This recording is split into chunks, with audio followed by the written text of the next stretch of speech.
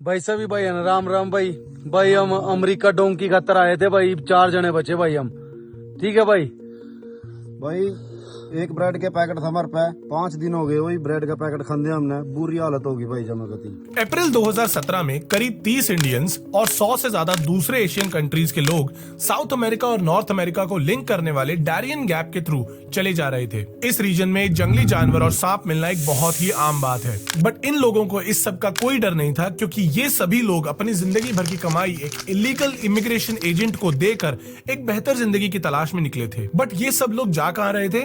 United states of America. Shahrukh Khan और राजकुमार हिरानी की नई फिल्म डंकी थिएटर्स में रिलीज हो चुकी है।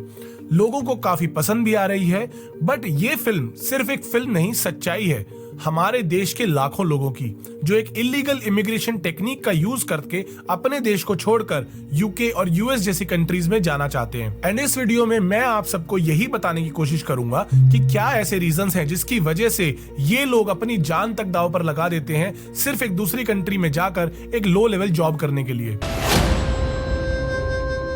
डोंकी फ्लाइट्स यानी डंकी मारना एक ऐसी इलीगल इमिग्रेशन टेक्निक है जिसके थ्रू मल्टीपल कंट्रीज से होते हुए लोग फॉरेन कंट्रीज में एंट्री लेने की कोशिश करते हैं। मोस्टली इन लोगों की प्रायोरिटी यूके और यूएस जैसी डेवलप्ड कंट्रीज तक पहुंचना होता है, जहां इलीगली बॉर्डर क्रॉस करने के बाद ये असाइलम लेने की कोशिश करते हैं, एंड इस उम्मीद में कि वो कंट्री इनको वापस डिपोर्ट ना करे और अरेस्ट ना करे। अब इंडियंस के लिए इलीगली वेस्टर्न कंट्रीज में एंट्री लेना कोई नया कॉन्सेप्ट नहीं है, एंड इंडिया से मोस्टली पंजाब और गुजरात से लोग जाया करते थे, बट पिछले 10 सालों से हरियाणा भी इन तरीकों को अपना रहा है। हरियाणा, पंजाब और गुजरात के सभी शहरों के अंदर आपको इस तरह के बैनर्स मिल जाएंगे, जहां एक ही सेम एरिया के अंदर 100 से ज्यादा आईएलटीएस सेंटर्स हैं, एंड ये सभी दावा करते हैं कि ये आपको यूके, यूएस, कनाडा और ऑस्ट्रेलिया जैसी कंट्रीज में भेज देंगे। कुछ इंस्टीट्यूशंस तो गारंटी लेते हैं कि बिना आईएलटीएस के भी आपका माइग्रेशन सक्सेसफुली करवा देंगे, and trust me, in institutions में आज के दिन एक आईआईटी और नीट कोचिंग से भी ज्यादा बच्चे आते हैं, एंड इसी के चलते यूएस के इलीगल माइग्रेंट्स की लिस्ट में इंडिया 5th रैंक पर है, जबकि top 4 countries Mexico, Guatemala, El Salvador और हॉन्डुरस हैं। ये वो सभी कंट्रीज हैं जहां एक्सट्रीम पॉवर्टी है,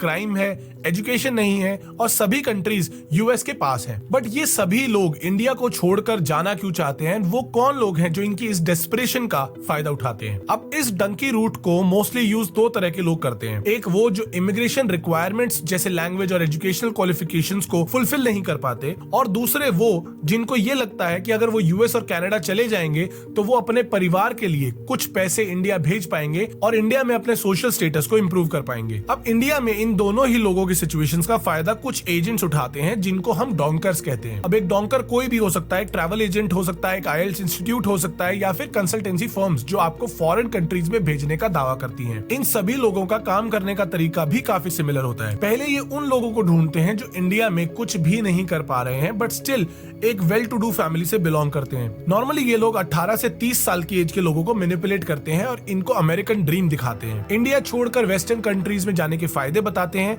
और बताते हैं कि कैसे वहां जाकर जॉब करके ये अपनी फैमिली को वहीं से सपोर्ट कर सकते हैं और साथ ही साथ अपने ड्रीम्स भी पूरे कर सकते हैं। ये पंजाबी म्यूजिशियंस जैसे सिद्धू मूसेवाला और एपी ढिल्लों की फेमस स्टोरीज बताते हैं कि कैसे वो कनाडा में रहकर सुपरस्टार बन गए, और ये भोले भाले लोग उनके झांसे में आ भी जाते हैं। अब आपको लग रहा होगा कि क्यों ये लोग अपनी जान को दांव पर लगाकर इन कंट्रीज तक पहुंचना चाहते हैं। वेल, रियलिटी ये है कि इन लोगों को पता ही नहीं कि ये किस रूट से जा रहे हैं और ये रूट कितना डेंजरस हो सकता है। एंड मोस्टली ये डोंकर्स लोगों को एजुकेशन या वर्क वीजा के बहाने पहले एक छोटा अमाउंट चार्ज करते हैं, अराउंड 3 से 5 लाख रुपए, एंड इस पेमेंट के मिलने के बाद इनका असली गेम शुरू होता है। ये लोग पहले तो बताते हैं कि वीजा एप्लीकेशन आपकी रिजेक्ट हो गई है, एंड एक दूसरे रास्ता है जिसके थ्रू ये आपको उस कंट्री में भेज सकते हैं, एंड इस रास्ते से जाने के लिए जो अमाउंट ये लोग चार्ज करते हैं वो सुनकर आप लोगों के होश उड़ जाएंगे। एक सिंगल पर्सन को इस तरीके से माइग्रेट करने का ये डोंकर्स 30 से 60 लाख रुपए चार्ज करते हैं, एंड इन लोगों के अलग अलग पैकेजेस भी होते हैं, जिसमें आप जितना ज्यादा पे करोगे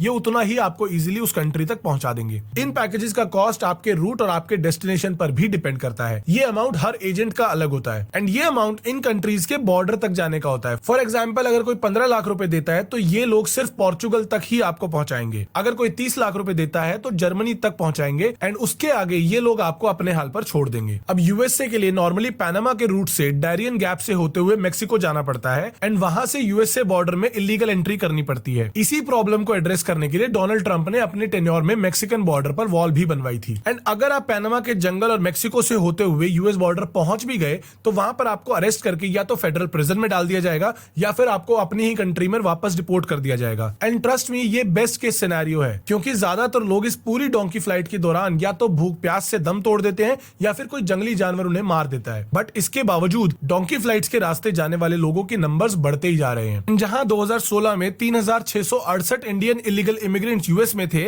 वहीं 2018 आते आते ये नंबर 9234 हो गया है। And post Covid border open होने के बाद यूएस में इंडियन इलीगल इमिग्रेंट्स का नंबर बढ़ता ही जा रहा है। 2021 में 30,000, 2022 में 67,000 और 2023 में ये नंबर 97,000 तक पहुंच चुका है। बट ये लोग सिर्फ पैसा कमाने नहीं जा रहे हैं, क्योंकि अगर आपके पास इंडिया में 60 लाख रुपए देने के लिए हैं तो आप श्योरली कुछ ना कुछ कर सकते हो जिससे आपकी जान खतरे में ना पड़े। तो फिर ये लोग क्यों जा रहे हैं? जवाब है सोशल रिस्पेक्ट। ये बात हम सबको एक्सेप्ट करनी पड़ेगी कि आज भी हम वेस्टर्न कल्चर को काफी रिस्पेक्ट देते हैं। पंजाब के होशियारपुर में 24 साल के हरप्रीत ढिल्लों जब कनाडा गए तो उनके जाने के बाद उनके फादर की इज्जत उनके गांव में काफी बढ़ गई। गांव के लोग अपने लाइफ के बड़े बड़े डिसीजंस पर हरप्रीत के फादर की राय लेने लगे। एंड ये सिर्फ हरप्रीत का केस नहीं है, ऐसे हजारों लोग हैं जो इस तरह से आज भी इस रिस्पेक्ट के लिए अपनी जान तक दांव पर लगाने को तैयार हैं। बट क्या ये रिस्पेक्ट वाकई वर्थ है?